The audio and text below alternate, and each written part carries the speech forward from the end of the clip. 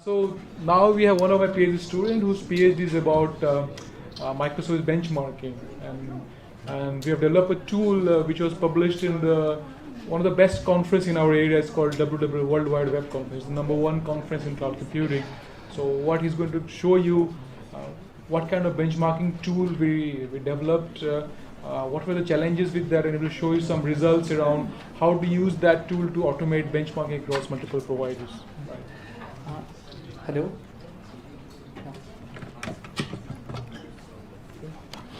Thanks to Raj.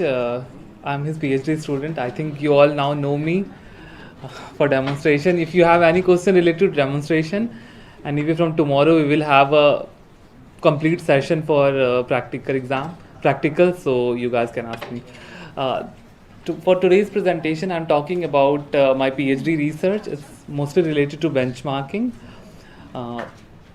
In this presentation, I will talk about two of my papers. One is published in IEEE Services Computing Conference, and the other one is in WWW and recently in WISE conference. So the topic is microservice benchmarking. Rajiv already discussed what is microservice, but my question is why we need microservice. Do we have any answer?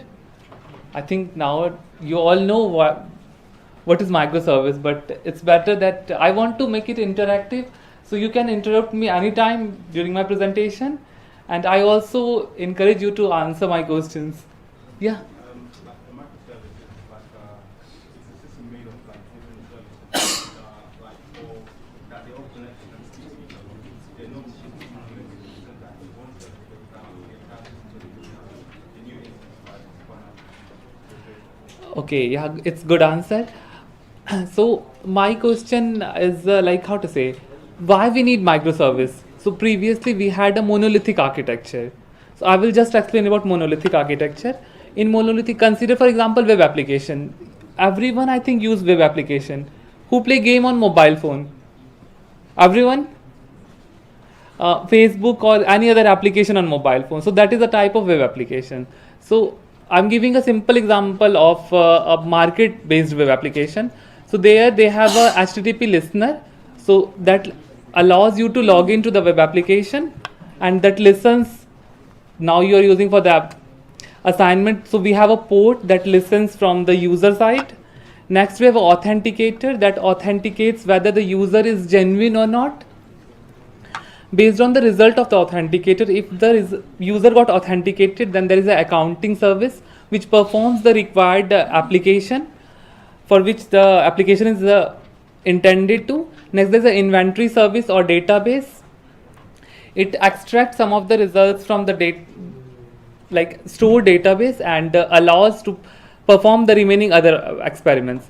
So for creating a web application using monolithic architecture, all these operations or services are compacted inside a WAR file and running on a server such as, for example, Tomcat.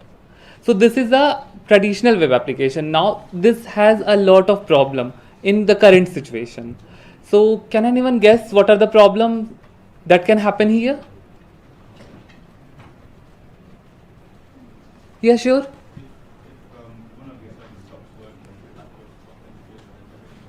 Yeah, perfect answer. Is anyone else or some other? You have other challenges?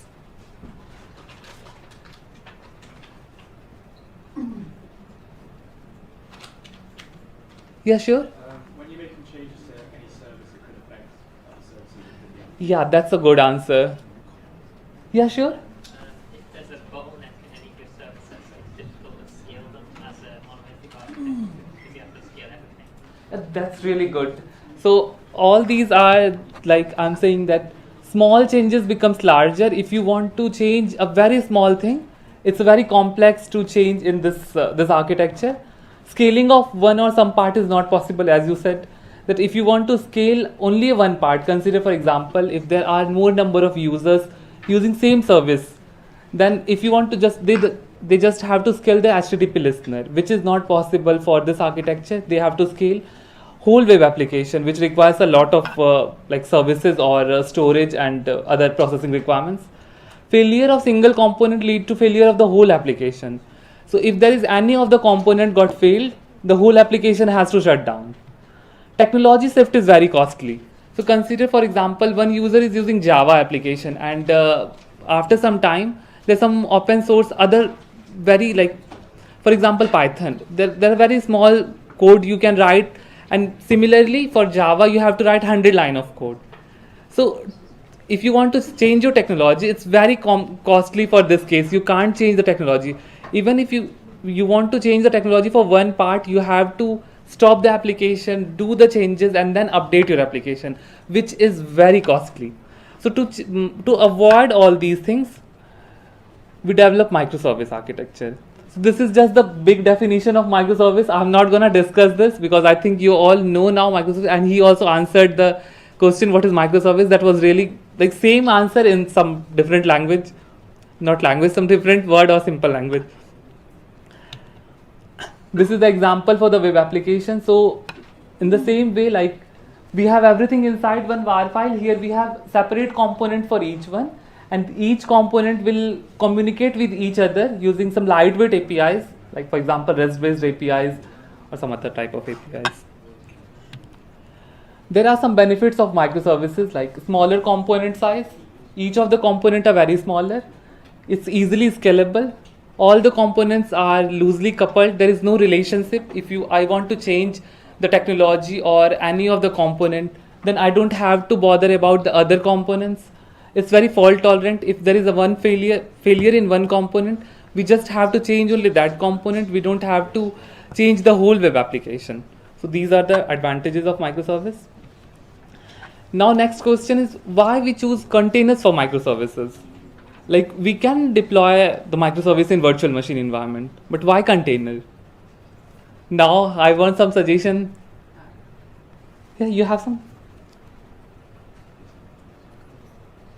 Anyone?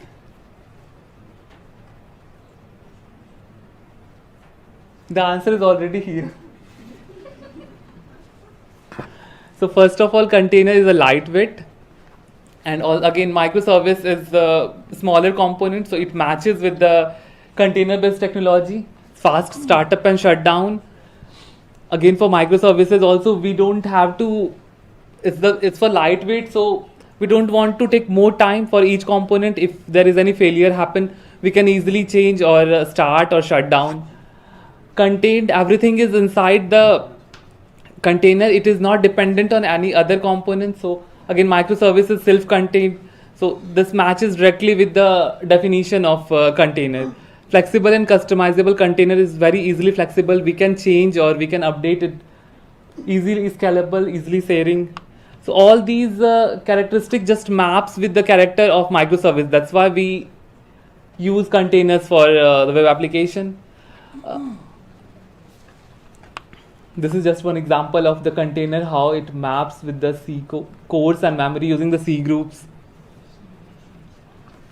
Now the problem statement is, there's some of the papers are available that talks that we can run multiple microservices inside one container.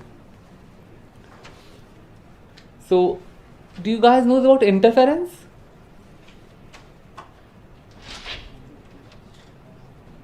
Anyone?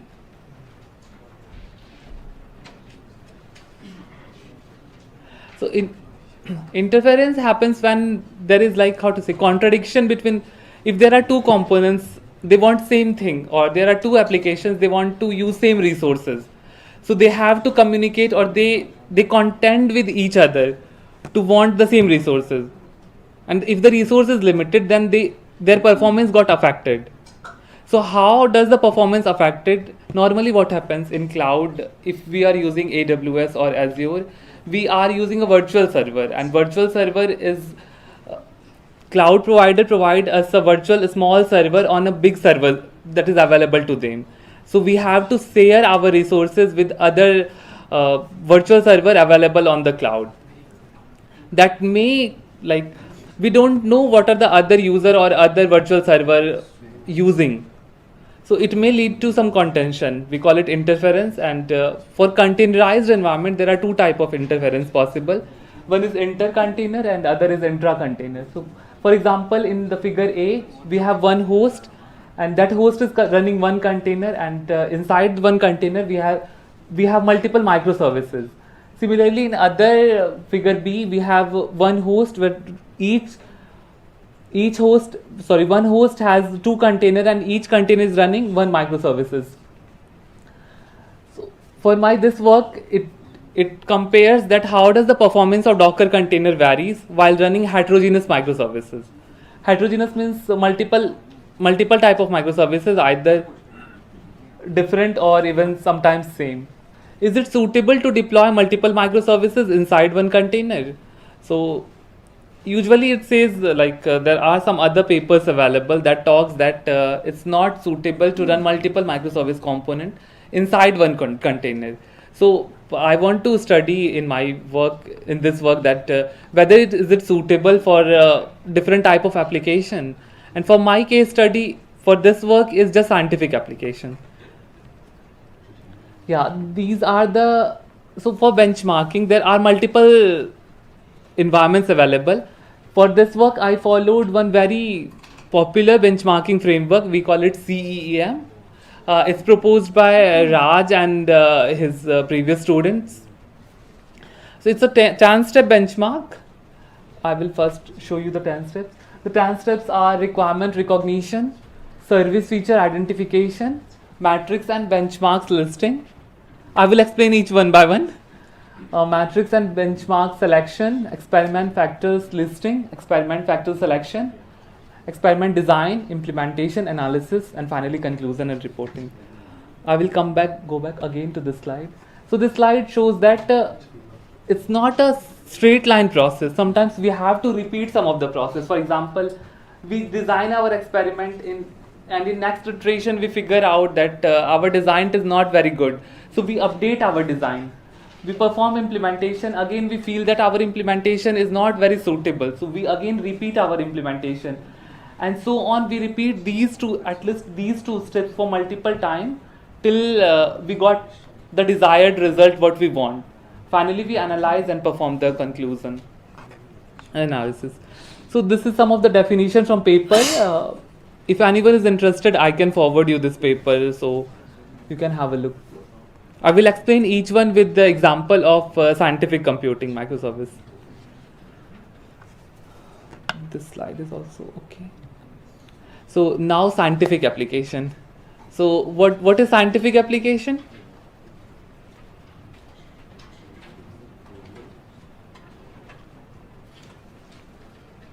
There are some people from data sciences. I think you guys know better about scientific application. Do you want to answer?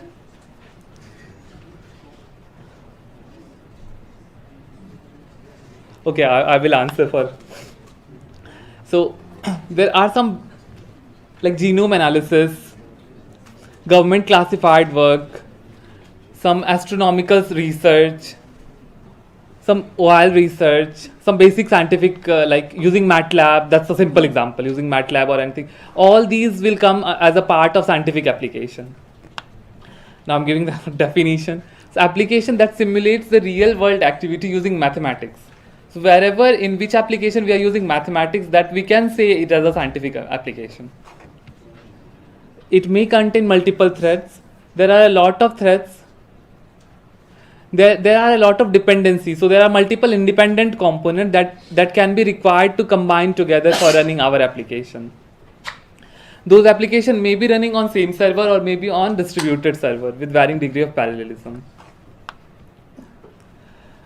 For this work, I divide the 10 step into 3 bigger steps. One is experiment design, then outcomes and analysis, and finally conclusion and reporting. So first is requirement recognition. Requirement recognition says that whatever is our experiment, we have to explain our experiment in some questionnaire format. So consider for me, I have to evaluate the performance of container running multiple microservices. So I define how to evaluate the performance variation of microservice executing in container. So for my case study, I have 4 scenarios. One is single container running one microservice. I activated a C group also. I enabled the C group constraint. I made this as a case 1, and this is my basic case, and I will do all the comparison based on this case. My second case is single container running multiple microservice. I disable the C group for here. Even if I enable the C group for this case, it does not matter because my host size and the container configuration is exactly the same. So my third case is multiple containers running single microservice each. I disable the C group, and finally for my last case 3B is multiple containers running single microservice, but I enable the C group for each container, so that each container will specifically use only that particular resources which is allocated only to that container. It will not contend with the general resources of the host. Next is service feature identification. This case, step says that what are the service features I want to evaluate. So, for example, in our case, because this is a scientific application, I considered just computation, like CPU computation, communication. How does the application communicate with the other component? What are the memory operations? How does it uses the memory? How does it uses the storage IO is my fourth operation. And now it comes again. I will ask you the question.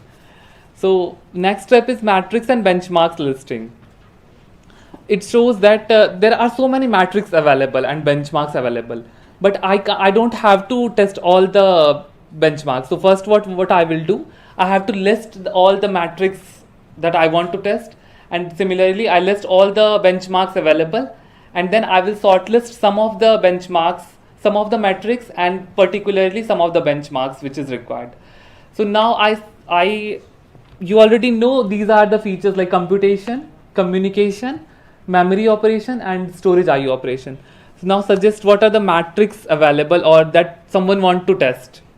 Like for CPU, what are the features that someone want to test for any particular application? You sure? Yeah, perfect. That's good answer for CPU. For memory,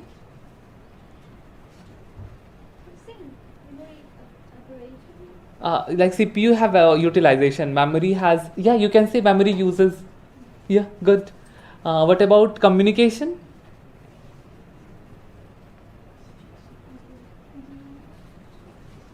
So the network performance. yeah, how do you, Bytes per second. yeah, bytes per, yeah, throughput. So bytes per second is the unit, but throughput is the way which calculate the bytes per second. And there's one more is your IO. IO again, IO throughput is a simple. So I have CPU computation is, where is that? Yeah, so for CPU computation, I'm using CPU, memory disk IO, and network. So for CPU computation, there are multiple benchmarks available like Linpack, Ycruncher, Geekbench, and there are so many. Similarly, for communication, they have NetPerf, iPerf. For memory, they have Stream, Random Access. And similarly, You for can reflect how this Linpack compares to their coursework distributions. okay, yeah, You can I will. understand, right. Okay, I will go to Linpack. I will go to each of the selected benchmark that I'm doing for my Maybe reflect experiment. upon how it relates to their Quizon and some distribution. Okay, yeah, that's really good. So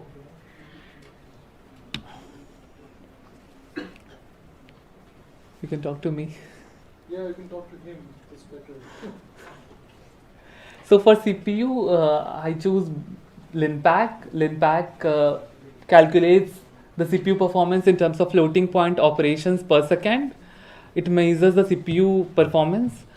It uses a sequence or set of linear algebra equations of defined order, and the performance is measured in terms of million floating point operations. Similarly, for your experiment, what you have to do is you have a web application, but web application. So when So this is the, okay, sorry. No. So in your experiment, you are creating Poisson distribution to simulate user population, right? So that's web application. Okay? But this is a scientific application. It doesn't care about user population. It cares about the complexity of computation, like flops, floating point operation per second. For example, how efficient is your processor chip in doing those instructions? So for that, we cannot use Poisson distribution. We have to use a certain kind of algebraic computation that can simulate those complex instruction execution on the hardware. That's something which can be done by LINPACK. Yes. So what is important to understand is what kind of workload you want to run on your server. You have to identify which kind of benchmark you want. So that's why we have different benchmark with different applications. This is scientific application, so these are different benchmarks because it creates different kind of workload on the system. But for your coursework, you have web application which is different. So this is why you reflect upon different benchmarks. Yeah. I will also talk about web application when I go to my next one. Next is this stream operation. Since for memory we have 4 simple operations like copying some content from one memory location to other memory location. Scaling, like multiplication, like it's given here. Scaling is multiplication of some content, some scalar content with some vector content. Addition of 2 memory content, and triad. The result is given in MB per second. Next is disk IO. It measures the disk performance in terms of block input, how much block you're passing, transferring from one memory operation, one storage to particular RAM, or one storage to another storage. What is the random seek amount, how you are searching if you are moving from one location to other location on your hard disk, how fast it is.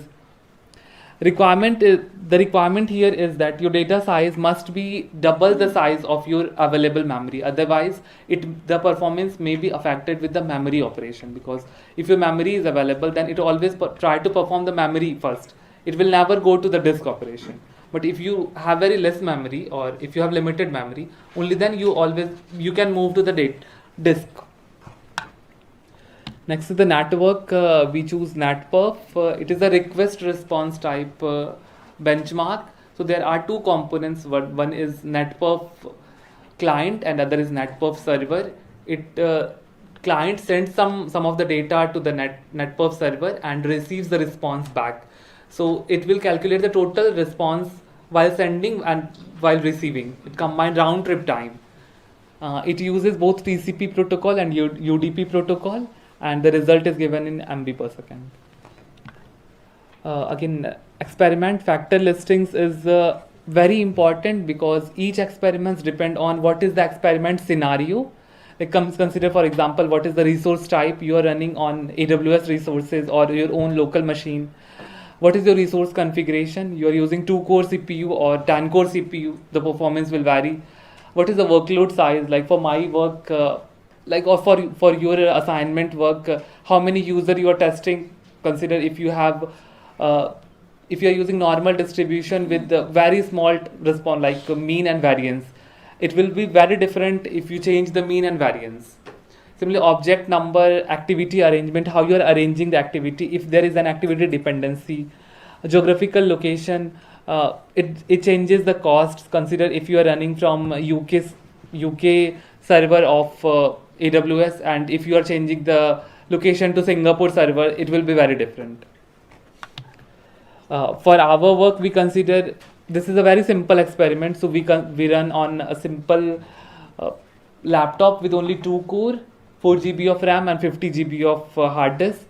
We used Ubuntu 16.04, and for our experiment we considered a matrix with 1500 variables and 1500 equations we considered to solve. For stream we consider 60 million size of the array, and DN time is defined by the stream operations, so that it will test how many times it has to run the benchmark before giving or evaluating the result. For Boni++, since we have 4 GB of RAM, we consider 8 GB size for memory operation to perform the disk transfer. And for NetPerf, we consider TCP protocol with 2 minutes of round trip time. For experiment design, we designed the experiment in such a way that for case 1, we have here they have figure as well on the right hand side. So for case 1, we performed the experiment individually for 60 iterations and repeated it for 5 times and averaged the result. For case 2, 3A and 3B, we made all possible combinations. For example, CPU combinations are available here. So there is one CPU component, microservice, for example, LINPACK is running with other LINPACK. One LINPACK is running with one stream operation, other LINPACK Similarly, for third case, where one linpack is running with Boni++, and finally linpack is running with the netperf. And similar, this is repeated for all the operations. Finally, the time taken by all these 4 operations is very different. So we run our experiment for 2 hours, and we averaged it for 5 times. We repeated this for 5 times to avoid any anomalies happening. Now I will explain the result. So this is one of the result. It shows that in case 2, you can see the performance is per linpack instance. It's not the performance for, like, how to say, how much the performance varies if I have 2 linpack running together. Like for case 2, we have, as I told you, in case 2, as you can see, there are 2 microservices running inside a container. So this performance is for each instance running, not combined instance running. So it's either, you can say, one linpack, how does the performance varies? It shows that as compared to the case 1, which is the baseline, in case 2, the performance increases for the cases when there are running multiple different type of heterogeneous microservices. When we are running the same type of microservice, the performance always degrades. The similar operation happens for memory and disk IO. Disk IO, there is one more thing is to notice is that when we run the network intensive operation, none of the performance varies. I know it's a bit hard to understand this data, it's too much. So if you want to understand, or if you are interested, you can tell me. I will forward you the paper so that you will have more detailed idea. I mean, what important, you can use the same methodology to create your own experiments Yes. and write your report. Use the similar way to describe your experiments and use similar approach to describe your results. That's the one of the goal of this lecture. So the final step of the stand step CEM is to do the conclusion and reporting, and we reported that the execution of multiple microservices inside a container is also a feasible option, especially in the case when different microservices are of different types. CPU intensive microservice can perform better when running with either memory or disk intensive operation. Finally, the performance of network intensive microservice impacts any other microservice that are running with the same container or multiple containers. So this you will understand when you read paper. This is just to show, as Raj suggested, that it helps you in following how you are writing your report, because report contains a quite good amount of